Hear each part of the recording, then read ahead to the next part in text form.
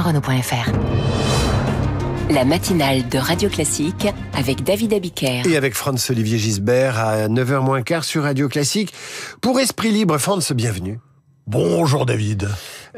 Franz, une question. Est-ce qu'en 1981, le délire fiscal était aussi intense que celui qu'on observe depuis quelques jours à l'Assemblée nationale? Vous avez ce souvenir, vous? J'ai pas le souvenir, mais bon, j'avais 10 ans. Oui. Non. Vous ne lisiez pas la presse à l'époque. Non, j'étais un peu... On s'était gratiné d'ailleurs. Il y a eu une espèce de petite révolte fiscale assez vite, et à cause de justement la surfiscalité. Mais c'est vrai qu'il n'y avait pas l'imagination. Il n'y a pas la créativité. La bêtise.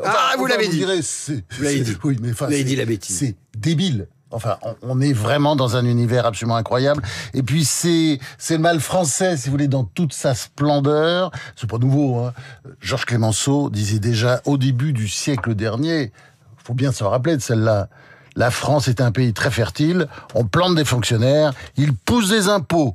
Bon, la situation évidemment a encore empiré depuis Clemenceau, et l'État-providence est de plus en plus obèse et affamé, il faut le nourrir. C'est la solution qu'ont choisi nos politiciens. Enfin, faut signaler notamment la gauche, ceux de la gauche, ceux de Renaissance, hélas, et ceux du Rassemblement National. Hein, ce sont les principaux. Bon, et donc, au lieu de mettre l'État-providence au régime, ce qui lui ferait du bien, il continue à l'engraisser. D'où ce concours l'épine de bêtises fiscales auquel nous avons eu droit de la part des députés. Disons-le, leur inventivité comme leur stupidité donne une idée de l'infini. On n'en revient pas. Par exemple, un exemple, il y en a plein parce que ça tombe tous les jours.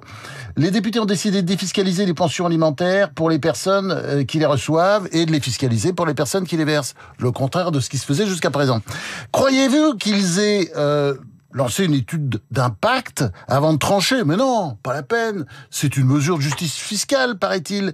Et tant pis si elles vont sérieusement augmenter leur montant pour ceux qui versent ces pensions. Et tant pis si c'est cet amendement d'une députée écologiste, faut dire, oui, risque de provoquer des drames à la chaîne. Tous les jours, il y a une nouvelle taxe. Hein, et sur ce sujet, au moins, on peut dire que la gauche, parce que c'est surtout elle qui est en action, le Parti Socialiste notamment, et puis LFI, la gauche a de l'imagination. On augmente, par exemple, là, ça vient de sortir les taxes de séjour pour les touristes, hein, notamment dans les hôtels de luxe, sans s'intéresser non plus à l'impact sur le tourisme. L'Assemblée s'amuse. Et devant tant d'irresponsabilité, on a envie de dire, j'ai envie de dire comme Beaumarchais, je me presse de rire, de peur d'être obligé d'en pleurer. Franz, est-ce que c'est pas un aveu d'impuissance? Quand on touche à la loi fiscale si souvent, dans une période où tous les projecteurs sont braqués sur l'Assemblée nationale, est-ce que finalement, la loi ou les taux de fiscalité ou la modification de la fiscalité montrent que les politiques ont finalement très peu de leviers pour tenter d'espérer, d'avoir l'ambition de peut-être changer quelque chose? C'est la marque de gens qui peuvent rien faire. Je ne suis pas d'accord, parce qu'on peut faire beaucoup de choses, on peut le dire après, mais on peut s'abstenir de faire des choses. Je pense que ces députés, pas tous, hein, il faut pas les mettre tous dans le même sac, puis il y a des parlementaires de haute volée, notamment au Sénat, ces députés, je pense qu'ils sont comme tous les Français, ils connaissent rien, ils n'entravent que quick que quick. Oui, on peut dire n'entrave que quick ou que pouic, mais chez moi en Normandie, quand j'étais jeune, on disait n'entrave que quick à l'économie. Hein. Alors, ça commence à l'école, on leur apprend que le capitalisme, c'est l'enfer. Vous évoquiez des sénateurs de talent au Sénat, il y en a un notamment, qui s'appelle Claude Maluret. C'est notre chouchou. Président du groupe des indépendants au Sénat, c'est un modèle de travail, d'intelligence et de ces questions au gouvernement qu'il transforme toujours un peu en discours. On va l'écouter, il nous raconte l'histoire du paysan Zuc, je pense qu'il pense à Gabriel Zucman, l'économiste, dont la vache est morte. L'économiste d'extrême gauche, faut préciser. Et qui se tourne vers le bon Dieu, le fermier, parce que sa vache est morte. Zuc n'est pas très fort en économie, il n'a qu'une vache, et elle n'a que la peau sur les os. Un matin, Zuc se lève pour aller dans son champ, et là c'est le drame. La vache est morte. Il crie, il lève les mains au ciel, « Mon Dieu, pourquoi as-tu tué ma vache ?» Et la voix répond, « Ce n'est pas moi qui l'ai tué, c'est toi qui ne lui as presque rien donné à manger depuis 6 mois. Mais tu me fais de la peine, dis-moi ce que je peux faire pour t'aider. Tu veux que je ressuscite ta vache ? Et Zuc lui répond « Non, mon Dieu, je demande simplement la justice. Tue la vache de mon voisin. » Elle est formidable. Mais là, quelle morale vous y trouvez? Ah ben, c'est la vérité. Enfin, c'est une histoire française, en fait. Une histoire d'égalitarisme et de jalousie. Oui, évidemment. Le rôle de l'État, c'est de redistribuer, mais c'est sûr, enfin, toute l'histoire nous l'apprend. On n'enrichira pas les uns en appauvrissant les autres. Hein, c'est cette recette séculaire. Ça, c'est Claude Malhuret qui l'a dit après, d'ailleurs. Elle n'a jamais enrichi personne, mais elle a ruiné tout le monde. Hein, il suffit de regarder l'histoire économique. La prochaine fois, parlez-en avec Jean-Marc Daniel, il vous expliquera tout ça. Et à l'occasion du débat à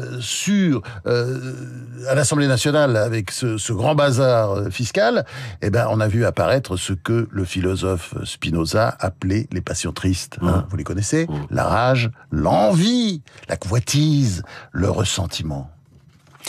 Franz, malgré tout, demain, il y a un débat au Parlement et on y débattra notamment de cette fameuse taxe Zuckman. Alors, il y a eu plusieurs versions. Une version hard, comme dit Marine Le Pen, et puis une version light qui est peut-être encore pire que la version hard, oui, parce que son assiette est plus large. Plus large, puisque là, c'est plus 100 millions d'euros. C'est cette taxe au patrimoine de plus de 10 millions d'euros. Il y a un risque pour que ce soit voté? Il y a un risque ou pas? Ah, je pense pas. Ah non. Bon. Et là-dessus, je pense qu'on peut avoir confiance en Sébastien Lecornu. Et il a quand même dit, pour rien au monde, il n'acceptera, je cite, de toucher au patrimoine professionnel, qui est quand même la bêtise absolue.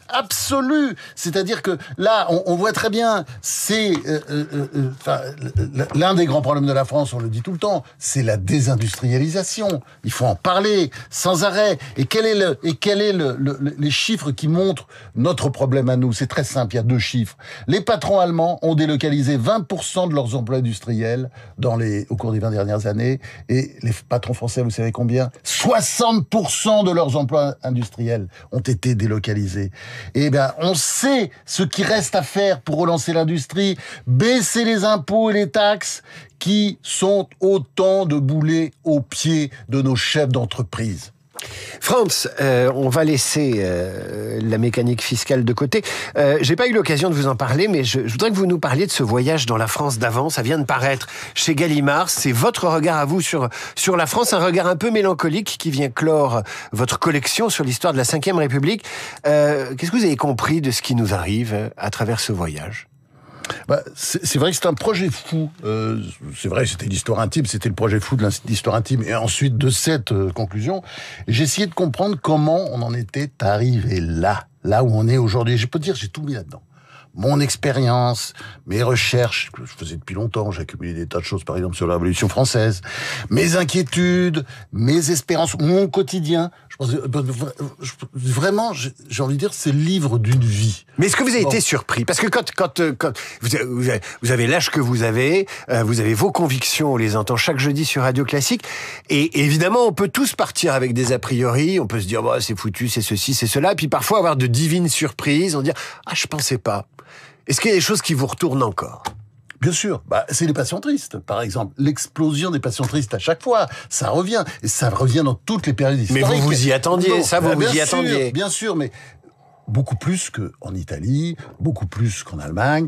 Nous sommes vraiment la mère patrie, j'ai l'impression, des passions tristes, quoi. C'est sûr, et en positif. Et en positif. On peut pas faire des tableaux noirs tout le temps. Justement. Moi, quand c'est trop noir, je regarde les jeunes. Je regarde les jeunes parler et vivre. Ce livre, je disais, il y a mes espérances aussi, et je suis toujours plein d'espoir pour ce pays, notamment à cause de son inventivité et quelque chose d'absolument extraordinaire. Vous savez, on dit toujours, il y a quelqu'un qui avait dit, c'est idiot, il n'y a pas de culture française. Évidemment, il y a une culture française. Et vous savez sur quoi elle s'appuie, la culture française? C'est Macron qui avait dit ça. Quelque chose de merveilleux, c'est l'esprit critique. L'esprit critique, vous le retrouvez de Rabelais à Voltaire, à Molière, bien entendu, le grand Molière. Ça, c'est la culture française. Et ça, c'est sa grande force. L'esprit critique. Ça aide les scientifiques. Ça aide certains intellectuels. Pas tous, parce qu'il y a beaucoup d'intellectuels abrutis. Mais c'est quand même la force de la France.